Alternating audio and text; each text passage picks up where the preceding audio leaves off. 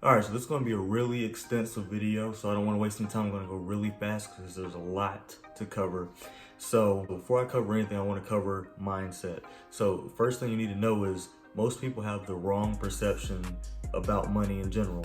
And this is what I mean by that. There's certain rules and certain ways you should be thinking about it and ways you shouldn't be thinking about it. And I'm going to go over 4 ways real quick that you should be thinking about it. This is actually Money 101, and it's actually going to show you the proper mindset behind money. And believe it or not, just knowing these things helps with your money management. It also makes you able to make more money.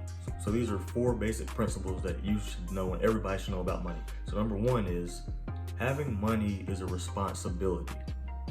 Number 2, it's not about how much money you make, it's about how much money you keep. And similarly, number 3, it's not about how much money you earn, it's what you do with that money that matters. Number 4, real quick, the more value you give, the more profitable you become, and the more money you make. So with that, with the correct mindset, we're going to jump right into how to properly manage your money. So how many people have you heard say stuff like, money doesn't grow on trees, or I don't have money, and blah, blah, blah. Basically negative sayings and way of thinking about money.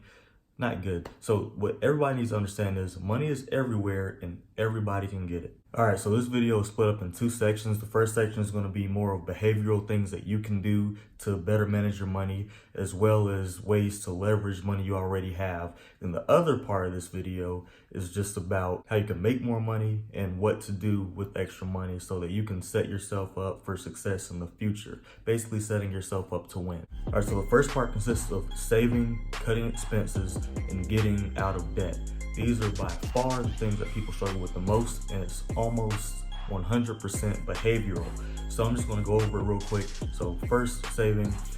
For saving, typically people put budgeting and saving in the same category. So just so you know, I made 2 videos about this. So one is about budgeting and saving, and the other one is strictly on saving. It has how to diversify your savings accounts and 5 different saving accounts everybody should have, so that way you'd be better prepared. So check those videos out after this if you haven't already, because they will definitely help you in better managing your money and how to properly manage your money. But since I already made videos about budgeting and saving, I'm not going to talk too much about budgeting, but I am going to give you a few tips on saving that weren't in my previous videos. So just for example, people tend to make extra money throughout the year, and maybe they're not expecting it, maybe they are.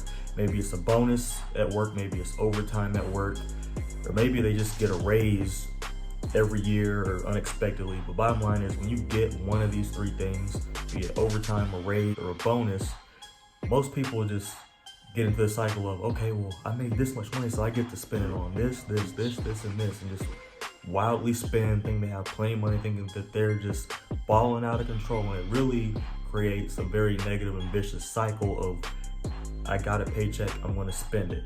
So just to go off on a tangent a little bit, tell me if this sounds familiar. Go to work, make the money, spend the money. And what is being brought home here is that if you can't handle $50,000 a year, you can't handle $500,000 a year, because you're going to apply the same exact concepts that you've been applying to your lifestyle now. You're just going to upscale where you live, get better cars, and be living paycheck to paycheck or close to it. Once again, that is what saving is here to stop. So that's my piece of advice on saving. Also, you want to give yourself 10% if you can. If you can give yourself 10%, that 10% is going to add up, and you're going to be able to have a nice little nest egg. And you can also allocate different amounts of money to different buckets, be it debt, be it giving, or just for your financial future in general. The 3 of these actually increase your value, because when you get out of debt, for one, you increase your net worth and you decrease your stress at the same time, and it allows you to become free, and it increases your chances of financial freedom, especially happening a lot quicker. Giving increases your value because you're literally giving something of yours to other people who either need it more, or just to bless them with more. It could be charities, it could be people, it could be churches, it doesn't matter. The bottom line is, when you give, you increase your value. And as stated in the beginning, the more value you give, the more you are worth, the more profitable you are. And then lastly, your financial future is an obvious one. You can put extra money in your financial future bucket, and that will definitely help you. But that's all I'm going to go over with saving. Like I said, I have 2 other videos that touch on saving and one that's explicitly about saving, so check those out. So another part of this is cutting expenses. That's a big deal because that's how you get ahead financially. If you can cut expenses, save more money, and make more money, that is how you become, that's how you put yourself in a position to win. So to go into it, the first thing you need to know about cutting expenses, you need to actually know how much you make. I'm talking with taxes taken out of your money, how much do you actually bring home? Once you get real with that number, you know how much you actually bring in a month, you know how much is going out a month because you have your bills versus your income. Once you're able to do that, you can really decide how much more money would I have if I cut these expenses? What can I do without? And here's some examples if you don't have any idea. So you can eat out less, you can cook more, you can drive less, you can, like a lot of folks like to go out on the weekends, go to the movies, go to a bar, and spend money on needless things. Like, yes, they might be fun, and it's okay to do some of these things in moderation, but when you make it a habit and when you're going out to eat all the time and you're always doing something fun that costs money, it could be golf, it could be whatever, but can you live without those expenses? If the answer is yes, and you really need to put yourself in a different position financially, I strongly recommend that you just cut some of it out, or even cut some of it in half, and you'll be surprised at how much you can save. Like, think about cable. Do you need cable? When there's Netflix, when there's Hulu, when there's all these other things that cut the price more than in half and have twice the value. Like, just think about what you can actually save on. Like, if you have a car payment, what can you actually cut on? Do you have a car that's paid for already? Do you need another car? And it might get a little extreme in some cases, but you get the idea. Cutting expenses is actually going to put you in a position to save more money and actually do more with the money that you are able to save. And it could be getting out of debt, it could be giving more, it could be giving yourself more for your financial future. And that is what's important. And these are the behavioral things that need to be focused on. And then, you know, with all this extra money that you find when you save by doing the methods I tell you, by pretending the extra money you get doesn't exist and putting it into one of those 3 buckets I mentioned earlier, or you can actually cut the expenses, or you can do both of them at the same time. And that way, you'll be able to save a lot more. And it's like money you're already making, leveraging money that you already have, and you're able to use it for a better cause. Getting out of debt, helping others out, helping yourself out in the future so that you're not reactive to a financial struggle that might be coming. If there's another recession, if your job lays you off, like, you want to have a good sized nest egg in your savings and your investments, wherever, so that you can at least pull from there, or pull from wherever you need to before you completely run out of money. That's what the goal is, being proactive so that you do not run out of your finances. And that's what a lot of people struggle with. So again, this creates financial freedom when you get out of debt. Stress-free, your debt's gone, awesome. And it frees up your money to go in other places that I'm about to get into right now. All right, so this is really how to manage your money right here. This is more of the skill set stuff, or more of the head knowledge stuff that if you know it and you apply it on a regular basis, it can actually set you apart from like 90% of people, because most people don't even look into these things and are generally reactive when it comes to money. So what I'm about to get into is taxes, investing, and just making more money in general. So first of all, for taxes, everybody has them. It could be state, it could be federal, or you might just have federal and no state, and depending on which state you're in. But bottom line is, at the end of the year, you either gain a refund in taxes or you pay in taxes.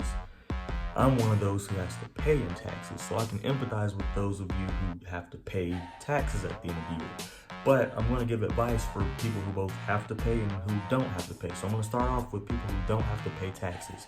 So if you don't have to pay taxes and you actually receive a refund at the end of the year, you should plan for the refund at the end of the year and already know where that money is going to be going once you get it. You might not know how big the refund is going to be, but understand that you're going to be making something extra. And you need to understand where that money is going to go. Instead of thinking like, oh, I got a refund, I have extra money. Well, here's the thing, if you're in debt and you have other things to worry about and you have other financial responsibilities, aka money, having money is a responsibility, then it's probably not the most responsible thing in the world to just go blow that refund money. Now, in your savings, as I just mentioned, you can actually set aside something to allocate a certain amount of savings to for like fun. I call it a fun account, be it, spending money on whatever you want to and not having any guilt because you already allocated a certain percentage of money to that category.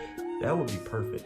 But to spend the whole refund check on like a vacation, like a really fancy vacation, and you can have it all on Instagram and stuff, not necessary. It might be really fun, but if you can set yourself up for financial success right now, you could be going on fancy vacations for the rest of your life without worrying about finances and without worrying about if your job lets you go. Do you see what I'm saying? You want to make sure that you know where to put that money. And a lot of people get big tax refunds, which is great, especially if you have families. You can treat the family to something, that's fine. I would recommend putting some extra. You could literally pretend like it doesn't exist and invest what you normally wouldn't have made. Like if you get a normal paycheck, you're used to a normal paycheck, right? But if you get a paycheck and a bonus or a paycheck as well as a tax refund, it's like you can pretend like that tax refund doesn't even exist and you can legit just invest the difference, or you could invest some of it, you could give some of it, you could use some of it towards your debt. I mean, get creative with it. Like you can actually leverage this extra money to work for you in the future. And on the flip side, if you have to pay taxes at the end of the year, plan for it. I mean, you already know you're going to be paying at the end of the year and you can get a rough estimate, or you can just, what I would recommend is actually setting aside a savings specifically for taxes. And there's apps out there that you can do that with, and one of them is Capital. I will link Capital in the description. When you click through my link, you will get $5 as soon as you put your first deposit in there, and you'll be able to just save. And it's important to be able to have it automated so you don't have to think about it. You can have a certain amount of each paycheck go towards your taxes at the end of the year, or towards whatever other goal in terms of savings that you might have. That way you're not going to be in a position where you're surprised and you don't have the money right now and you have to ask for them to prolong the time for you to actually pay back, and you don't want to go there. So you just want to set money aside for it, and I think it's like 33%, depending on what state you're at. Just do the math, or just set aside a certain amount per paycheck that you want to dedicate towards that. That way you at least have a good amount of it already just sitting there liquid for you to use at your disposal. And that's how you do it. That's taxes. So we're about to get into investing, which is like my favorite one because the concept of money working for me is pretty exciting. First and foremost, I'm not an expert on investing, but I really do like the concept of it, and I do investing myself. So what I want to do is give you guys resources on how you can actually learn more about investing. So I'm not going to sit here and tell you what to invest in, because that's a very gray area. Stocks and bonds, they rise, they fall all the time, and I'm not a financial advisor. I don't claim to be. I'm not a financial planner, and I don't claim to be. But I do have books to recommend, and one of them for money mindset, Rich Dad Poor Dad, is phenomenal, just for the mindset of what to do with money. And cash flow quadrant shows you like the different quadrants, different ways to make money, and which ones are more advantageous to others. But then the most valuable one is Money Master the Game. Like, it goes in depth on everything. I mean, money mindset, taxes, like tax advantages, 401ks, which types of stocks, which types of bonds. They even have ways that you can actually invest your money in an account that when the stock market rises, you're actually able to gain the money, and even when the stock market crashes, you don't lose anything. So they go in depth on all of that stuff. I'm not going to give any of that advice because I'm not like as inclined as the people in that book are, because they're coming from the wealthiest minds in the world. But if you want to get ahead with money, check that book out. Like, that book is amazing. It'll show you how to set up a system to where you get paid, you make passive income basically for the rest of your life based off of money you're already investing. And this is beyond 401ks, this is beyond IRAs, this is beyond just your own individual investing outside of your work. This is legit, like, more, just it's more stuff more money you can make. And he also helps brainstorm about ways to cut expenses as well. So that's a phenomenal book. So check that out. And using that in conjunction with the Capital app, I'm telling you. But we're going to go over the assets that you invest in. That's stocks, bonds, liquid assets, and my favorite, self-investments. So stocks and bonds are self-explanatory. You invest in stocks and bonds, and depending on how the stock market is, you'll gain or you'll lose, and it's best to invest in these long-term and not just looking at the short-term like, oh, well, it lost $15 today, so I think I should take my money out. But then like 3 years from now, it might go up $1,500 and you might just, you know what I'm saying? Like, you never know. It's very unpredictable market. So if you're going to invest in these, you want to definitely make sure that you're investing in money that you're prepared to lose, meaning this is extra money that you have, that you're putting in for your future, but it's also like a risk/growth bucket that you're putting your money in. So you also understand, like, you can grow or you can risk losing. So you don't want to spend your life savings on these types of investments. And then second, we have liquid investments, which is just readily available cash or just money you have in your bank account or even in your savings account. It's not so much set around growth. It's more about having extra money, like a decent amount of extra money, like a few $1,000s, just kind of sitting at your disposal in case an emergency comes up or in case you legit need that money right now. Like, anything can happen. You don't want to be one of those people who are reactive and you're taking out a loan in the bank, and then next thing you know, you got to mess around and pay the whole loan back, and then you're in more debt, and it's more stressful, and you have to work more, and then life just isn't fun that way. You want to have extra stuff and systems set in place to help you out. So liquid assets are very good. Lastly, you have self-investments. And self-investments is legit. It purely is this. Self-investments are things that you spend money on that make you more valuable. Or time. You can invest time or money. So you watching a YouTube video on a skill that you want to learn, that's investing your time in something that you want to learn and get better at, so you can become more valuable and give more input and add more value to the world. That's an example of investing your time. Or also podcasts. Podcasts, for the most part, are free. You just listen to them, and they're on the radio or they're on an app or whatever. And like I said, free. You listen to them, and you hear stuff from successful people. I'm talking millionaires, and even some billionaires are up there, and they go through their struggles. They go through how they've done certain things and other things, that really provides motivation and mindset behind what they do and how they did it. Because if you think you're going through something and you hear their story and it's like way worse than yours and they still came out on top, you know that you can do it too. And so that's a good way to actually add value to yourself, and you'll actually be able to add more value through that. Or you could invest money on books or audio books or even seminars. You can even check out free trainings. They have them all over the internet, webinars, or sometimes people might come into town. Like, look this stuff up. Some people who are wealthy or who are business people come into towns and legit hold free training sessions on certain skills. It could be Excel spreadsheets. It could be training on how to build an email list. It could be training on just how to be better with business, people skills, public speaking, you name it. You learn any of those skills I just named, and I'm telling you, you're already that much more profitable. So self-investments are, in my opinion, the most profitable investments in the world. You hear about people being broke and then 2 years later being millionaires because of the fact that they were able to invest the time. Even if they didn't have much money, they were able to invest the time in anything. They would scrape any type of information they could find and make themselves more valuable and build themselves up. That is the power of self-investments. This bit of personal finance advice is really what puts people on top and helps them master the game. So this is what it is: making more money. How do you do that? Well, there's a bunch of different ways, and I actually made a video about this, but what are you talented at? You can literally use your talents and make money off of them. I made a whole video about it and how I've actually done this,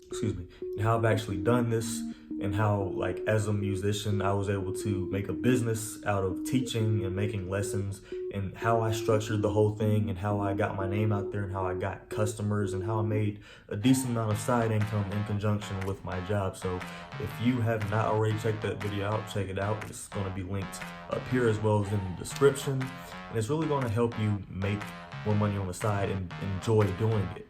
And if you don't feel like you have any talents, you do. You're good at something, but if you can't think of anything right now, there's other stuff, so keep watching. There's also doing stuff that anybody can do, like babysitting or cleaning or mowing the lawn or doing yard work, or being an email assistant or something, painting, whatever it is.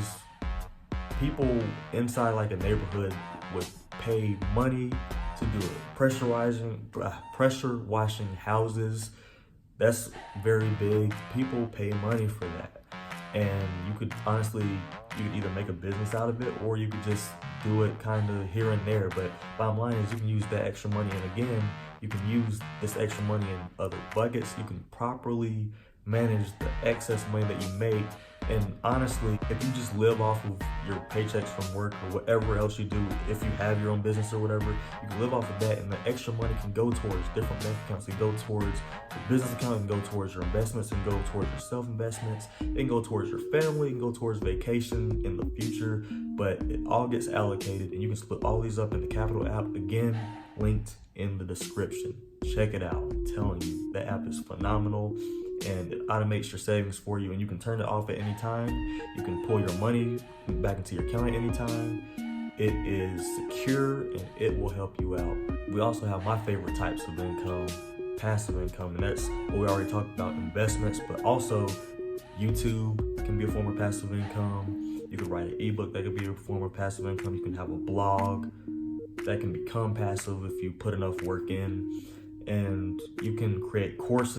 And the best thing about courses is the simple fact that you can make a video now. It can take you 6 hours to make the video, but it'll literally last forever, and you can get paid off of it, especially if you have a big network. You can get paid from that for the rest of the year, for the next 2 years, even for the rest of your life. So it's really a good idea to create a passive income stream, especially like the ones that I've listed, because they can really help you out in the future and really set you up to just have like comfort and have other opportunities, and so you're not just giving your life away just by working, you know what I mean? And so so if you like videos like this, please check out my best money saving methods video, and also check out my 50-30-20 budgeting and savings video, and also check out my how to turn your talent into a business video. Those three are all going to help you become more profitable, and they're going to go even more in depth about the stuff that I discussed in this video. And so if you like this video, hit that subscribe button, give me a like. I'm Reggie Bryant. I make a video every single week about personal growth, entrepreneurship, and success, and I would love to have you for the next one. Thanks so much for watching.